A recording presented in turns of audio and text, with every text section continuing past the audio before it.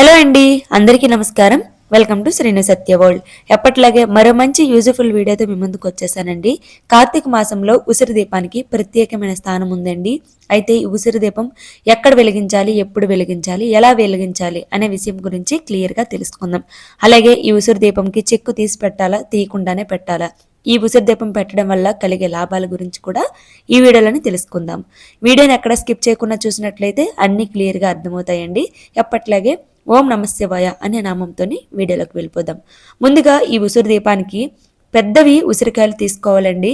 పెద్దవి తీసుకున్నట్లయితే మనకి ఉసిరి దీపం పెట్టడానికి వీలుగా ఉంటుంది. అలాగే పువ్వొత్తుల్ని ముందుగా నానబెట్టి ఉంచుకోవాలండి. ఈ విధంగా ఆవు నేతిలో కానీ నువ్వుల నూనెలో కానీ నానబెట్టి రెడీగా ఉంచుకోవాల్సి ఉంటుంది. ఆ తర్వాత ఈ ఉసిరి దీపాలు పెట్టడానికి ప్రమిదలను నేను ఇక్కడ సిద్ధంగా ఉంచుకుంటున్నాను. మీరు తమలపాకు పైన లేదా పిండి దీపాలపైన కూడా పెట్టొచ్చండి.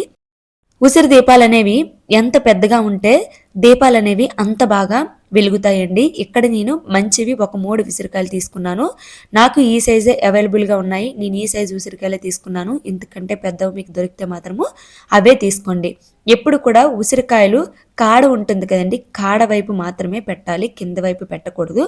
మీకు వీడియోలో క్లియర్గా చూపిస్తున్నాను కదా, కాడ ఎటువైపు ఉంటుందో అటువైపే మనము చెక్కు అనేది తీసుకోవాలి. అయితే ఈ ఉసిరి దీపాన్ని 2 విధాలుగా పెడతారండి. ఒకటి ఉసిరి పైన చెక్కు తీసి పెడతారు, మరికొందరు చెక్కు తీయకుండానే అలాగే పెడతారు. ఈ రెండిట్లకి తేడా ఏంటంటే, చెక్కు తీయడం వల్ల దీపం అనేది ఎక్కువసేపు వెలుగుతూ ఉంటుంది. ఎందుకంటే అందులో నూనె వేసుకోవడానికి మనకి కుదురుతుంది కాబట్టి. మనం చెక్కు తీయకుండా పెట్టినట్లయితే మనకి ఒత్తు అనేది తొందరగా కొండెక్కుతుంది. ఇదేనండి ఈ రెండింటి మధ్య ఉన్న తేడా. మీరు ఎప్పుడు ఏ విధంగా పెట్టుకుంటారో అలా పెట్టుకుంటే సరిపోతుంది. నేను 2 విధాలుగా కూడా మీకు చూపిస్తున్నాను. ఒకటి చెక్కు తీసాను, మిగతా 2 చెక్కు తీయకుండానే చూపిస్తున్నాను. అయితే నేను ఇక్కడ 3 మాత్రమే చూపిస్తున్నానండి ఉసిరి దీపాలు. ఇలా మీరు 3 నుంచి 5, 9, 11 ఇలా ఎన్నైనా సరే బేసి సంఖ్యలోని ఉసిరి దీపాలు అనేవి పెట్టుకోవచ్చు. ఈ ఉసిరి దీపాలు అనేవి చాలా మంది పిండి దీపాలు చేసి వాటిపైన పెట్టి దీపారాధన చేస్తూ ఉంటారండి. అయితే ఈ కార్తీక మాసంలో ఉసిరి చెట్టుకి ఎంత ప్రాధాన్యత ఉందో ఉసిరి దీపాలకు కూడా అంతే ప్రాధాన్యత ఉందండి. సాక్షాత్తు ఆ శ్రీ మహావిష్ణువు ఉసిరి చెట్టులో కొలువై ఉంటారు కాబట్టి ఉసిరి చెట్టు కింద ఉసిరి దీపారాధన చేస్తే చాలా మంచిదండి. అలాగే ఈ ఉసిరి దీపారాధన చేయడం వల్ల మనకున్న దోషాలన్నీ తొలగిపోతాయని మన పండితులు చెప్తున్నారు.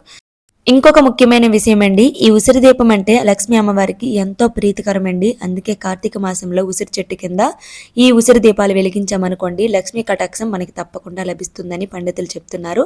అలాగే ఆ పరమశివయ్య అనుగ్రహం కూడా మనకి లభిస్తుందండి. అయితే ఈ ఉసిరి దీపాలని ఎలా వెలిగించాలనేది చూసేద్దాం, వచ్చేయండి. ముందుగా నీట్గా శుభ్రం చేసుకున్న ఉసిరికాయలను తీసుకోవాలండి. ఆ తర్వాత చుట్టూ గంధం రాసుకొని కుంకుమతో బొట్లు పెట్టుకోవాలి. ఇక్కడ నేను 3 మాత్రమే సిద్ధం చేసుకుంటున్నాను. ఇలా మీకు ఎన్ని కావాలంటే అన్ని సిద్ధం చేసుకోవచ్చు. ఇప్పుడు వీటిని తమలపాకు పైన ఏర్పాటు చేసుకోవాలండి. తమలపాకు పైన కూడా పసుపు కుంకుమ వేసుకోవాలి. ఇక్కడ నేను 3 ఉసిరికాయలకి గాను 3 తమలపాకులను తీసుకుంటున్నాను. వీటిపైన పసుపు కుంకుమ వేసి మనం సిద్ధంగా ఉంచుకున్న ప్రమిదలను కూడా పెట్టుకోవాలండి. ప్రమిదలకు బదులు పిండి ప్రమిదలైనా సరే మీరు చేసి అప్పటికప్పుడు పెట్టుకోవచ్చు. లేదంటే ఈ నెలంతటికి సరిపోయే పిండి దీపాలను మీకు నేను చేసి ఒక లాంగ్ వీడియో అప్లోడ్ చేశానండి. అలా అయినా సరే చేసి మనం పిండి దీపాల్లో అయినా సరే ఈ ఉసిరికాయలు పెట్టి దీపారాధన చేసుకోవచ్చు.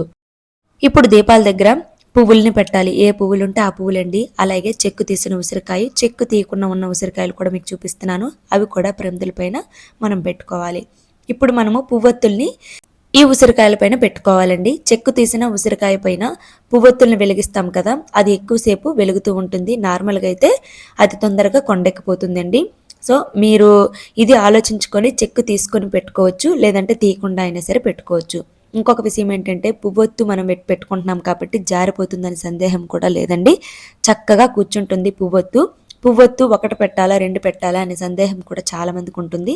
పువ్వొత్తు ఎప్పుడు కూడా ఒకటి వేసే పెడతారండి. ఒకటి పెట్టినా సరే అది 2 కిందనే లెక్క వస్తుంది. ఈ విధంగా మనము సిద్ధం చేసుకున్న తర్వాత ఇక్కడ నేను అగ్గిపుల్లతో చూపిస్తున్నాను వీడియో కోసం మాత్రమే. మీరు ఏకహారతితో కానీ అగరబత్తితో కానీ వెలిగించుకోవాలండి. అయితే ఈ ఉసిరికాయ దీపం ఎవరు వెలిగించాలి అనే సందేహం చాలా వరకు వస్తుందండి.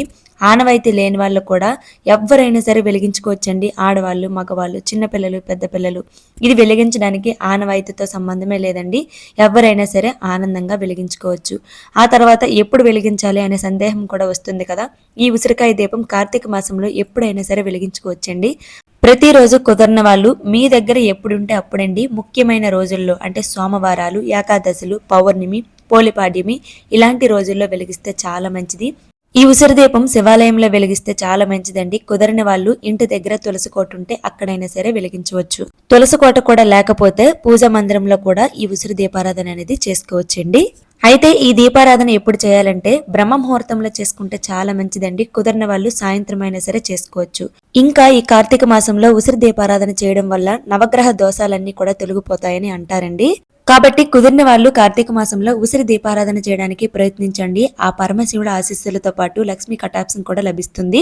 అయితే చాలా మందికి ఇంకొక డౌట్ కూడా వస్తుందండి. ఈ దీపారాధన అయిన తర్వాత ఈ ఉసిరికాయల్ని ఏం చేయాలనేది మనం నైవేద్యంగా స్వీకరించవచ్చు, లేదంటే గంగలోనైనా సరే కలపచ్చు, చెట్టు కిందనైనా సరే వేయవచ్చండి. ఉసిరి దీపారాధన ఎప్పుడు ఎలా ఎక్కడ చేయాలనేది తెలుసుకున్నారు కదండి. ఇంకేమైనా డౌట్స్ ఉంటే కమెంట్ చేయండి, రిప్లై ఇస్తాను. మరి ఈ వీడియో మీకు నచ్చుతుందని అనుకుంటున్నాను. లైక్ చేసి మీ ఫ్రెండ్స్ అండ్ ఫ్యామిలీకి షేర్ చేయండి. అలాగే మొదటిసారి మన వీడియో చూసిన వాళ్ళు ఉంటే సబ్స్క్రైబ్ చేసుకోవడం అయితే అస్సలు మిస్ అవ్వకండి. మరిన్ని మంచి వీడియోస్తో మీ ముందుకు వస్తాను. Thank you for watching. ఓం నమః శివాయ.